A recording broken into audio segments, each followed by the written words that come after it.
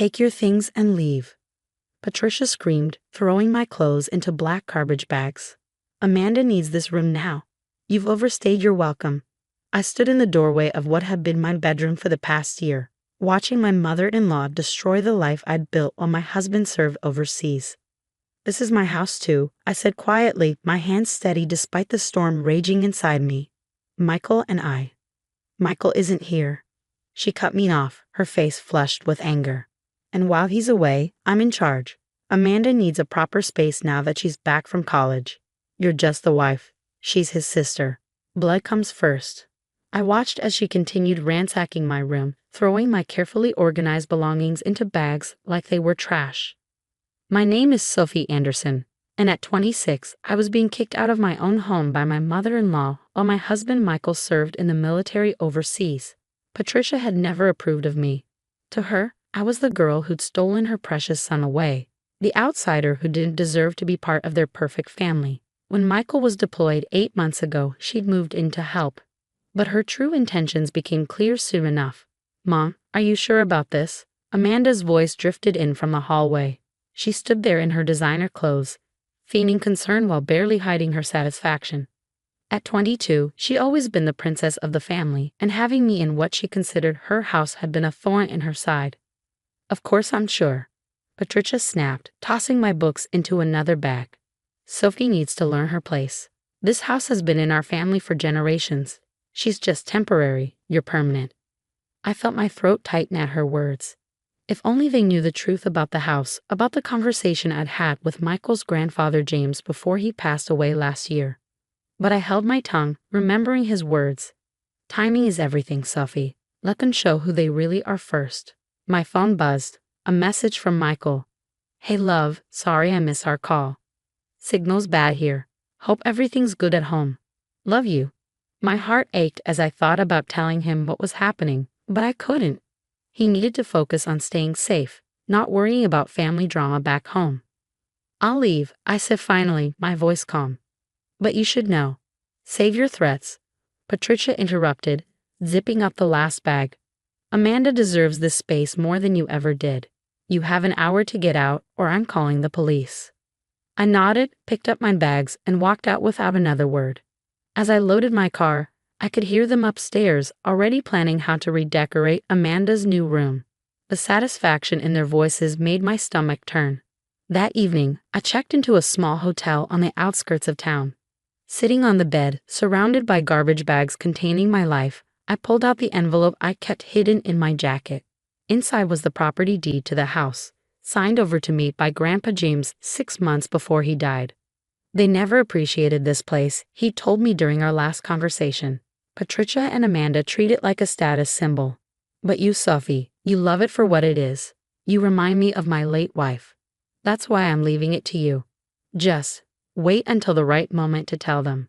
Some lessons need to be learned the hard way. I traced my fingers over his signature, remembering how he'd been the only one who'd welcomed me into the family without judgment. He'd seen through Patricia's perfect mother act and Amanda's innocent daughter facade. He'd known exactly what would happen when he was gone. Opening my laptop, I emailed Michael's Aunt Julia, a lawyer who'd helped Grandpa James with the property transfer. "It's time," I wrote. "They've shown their true colors." Her response came quickly. "I've been expecting this. Come to my office tomorrow. We'll handle everything legally and properly. They won't know what hit them." I looked around the hotel room, allowing myself a small smile. Patricia and Amanda thought they'd won, thought they'd finally gotten rid of the unwanted outsider. They had no idea that in 6 months, once all the legal proceedings were complete and Michael was back home, they'd learn exactly who owned their precious family house. For now, though, I would wait. I'd let them redecorate, let them think they'd succeeded in pushing me out. Sometimes the best revenge isn't immediate. It's carefully planned, perfectly timed, and absolutely legal. My phone buzzed again. Another message from Michael. "Just got a weird text from Amanda about redecorating her new room. What's going on?" I replied simply, "Don't worry about it, love. Everything's under control. Stay safe and come home to me." And it was under control, just not in the way his mother and sister expected. The next 6 months passed in a carefully orchestrated dance. I moved into a cozy apartment across town, started a new job at a local art gallery, and watched from afar as Patricia and Amanda turned my home into their personal showcase. Through mutual friends, I heard about every change they made. Amanda had painted over the vintage wallpaper Grandpa James's wife had chosen decades ago. Patricia had replaced the antique light fixtures with modern chandeliers. They even started renovating the old library, turning it into what they called the social media room for Amanda's growing influencer career. Each change felt like a personal attack, but I stayed quiet. Julia, Michael's aunt, assured me everything was proceeding according to plan. The court date is set for next month, she told me during one of our weekly meetings. The property transfer paperwork is ironclad. James knew exactly what he was doing. My phone lit up with a text from Michael.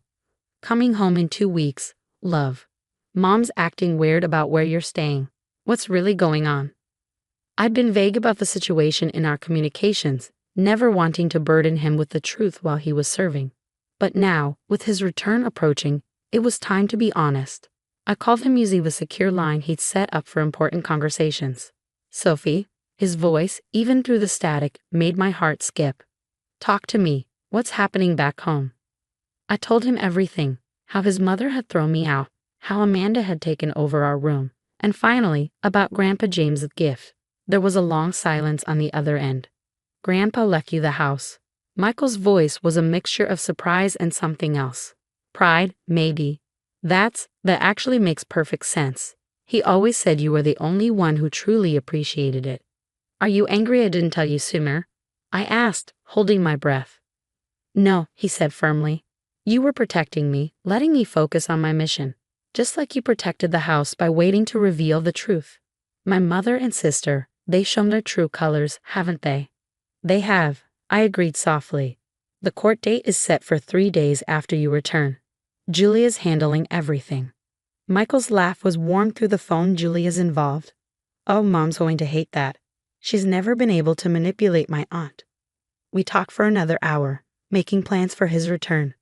For the first time in months, I felt completely at peace with what was coming. A week before Michael's return, I drove past the house. Patricia had hired landscapers to tear out the heritage rose garden Grandpa James's wife had planted. In its place, they were installing a modern water feature, something Amanda had seen on a home renovation show. Patricia spotted me driving by and her face twisted into a smug smile. She probably thought I was torturing myself, watching them transform what had once been my home. If only she knew. The day Michael returned, I picked him up from the airport. He looked tired but happy, his eyes lighting up when he saw me. We embraced for a long moment, making up for months of separation. Ready to go home, I asked, a slight smile playing on my lips. Not to that house, he said firmly. Not until everything's sorted. We'll stay at your apartment. When we drove past the house, Patricia and Amanda were outside, putting up a welcome home banner. They waved frantically, but Michael didn't stop. Their faces as we drove by were priceless, confusion turning to anger as they realized their perfect homecoming wasn't going according to plan. Mom's called 6 times already, Michael said, checking his phone as we entered my apartment. She's demanding to know why we didn't stop, why you've corrupted me against the family. He rolled his eyes. I told her we'd see her in court. How did she take that? I asked, unpacking his bags. She hung up. Then Amanda texted saying I'm betraying the family legacy. He pulled me close. Little do they know, Grandpa James trusted you with that legacy more than anyone. That night, as we lay in bed, Michael turned to me. You know what really gets me? They thought they could just throw you away, like you weren't family. Grandpa James saw what they couldn't, that you're the one who truly loves this family, this home, for all the right reasons. I snuggled closer to him, feeling truly at home for the first time in months. 3 more days, I whispered. 3 more days until they learned the truth. Just before we fell asleep, Michael's phone buzzed one last time, a message from Patricia. This house has been in our family for generations. Don't let that girl destroy our legacy. Michael showed me the message and we both laughed.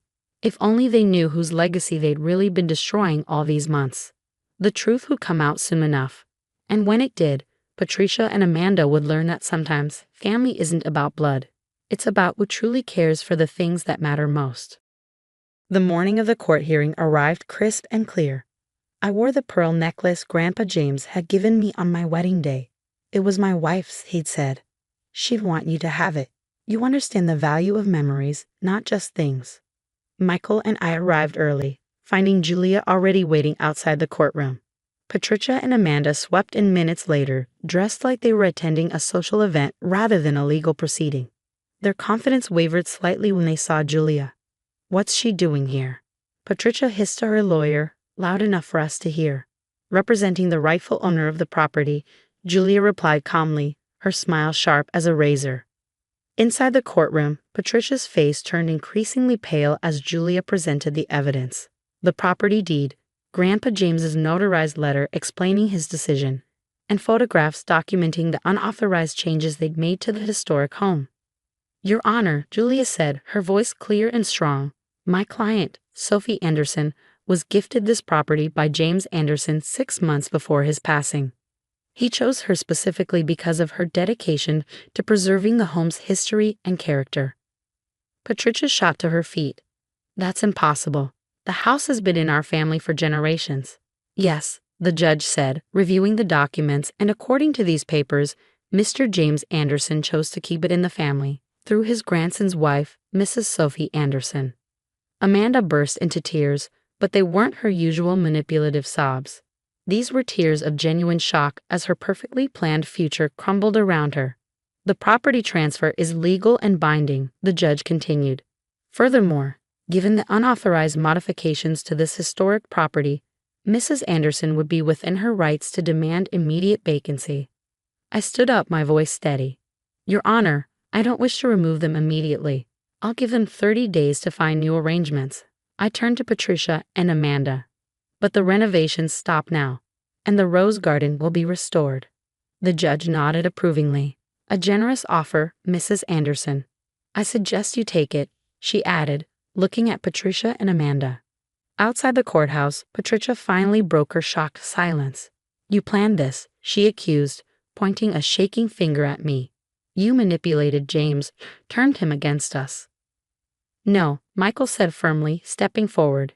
"Grandpa saw exactly who everyone was. He saw how you treated Sophie, how you valued appearance over substance. He made his choice, and it was the right one." Back at the house, our house now, truly and legally, Michael and I stood in the entrance hall. Despite Patricia and Amanda's changes, I could still feel the warmth that had first drawn me to this place. "Where do we start?" Michael asked, looking around at the modern fixtures that had replaced the antique ones. I smiled, pulling out a folder. "Actually, I have all the original blueprints and photos of how everything used to look. Grandpa James gave them to me last year. He said someday we'd need them to restore the house to its true glory." Over the next month, as Patricia and Amanda grudgingly packed up and moved out, we began the restoration process. The contractors carefully removed the modern additions, uncovering the beautiful historical details beneath. Each day revealed another piece of the home's soul, temporarily hidden but never truly gone. The rose garden was my first priority. I had cuttings from the original plants, carefully tended in my apartment over the past 6 months. Grandpa James's wife had documented every variety in her garden journal, which he'd entrusted to me. "You'll know when to use this," he'd said with a wink. On the day Patricia and Amanda finally left, Michael found me in the library, which we were returning to its original state. "No regrets?" he asked, wrapping his arms around me. "None," I replied, looking around at the room that would soon house books again instead of ring lights and cameras.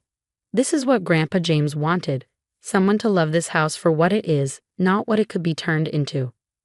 That evening, as we sat on the porch watching the sunset, a car pulled into the driveway. It was Julia, carrying a large box. "Found these in my attic," she said, setting it down. "Grandpa James left them with me for safekeeping. Said to give them to you once everything was settled." Inside were photo albums documenting the house's history, and at the bottom, a letter addressed to me.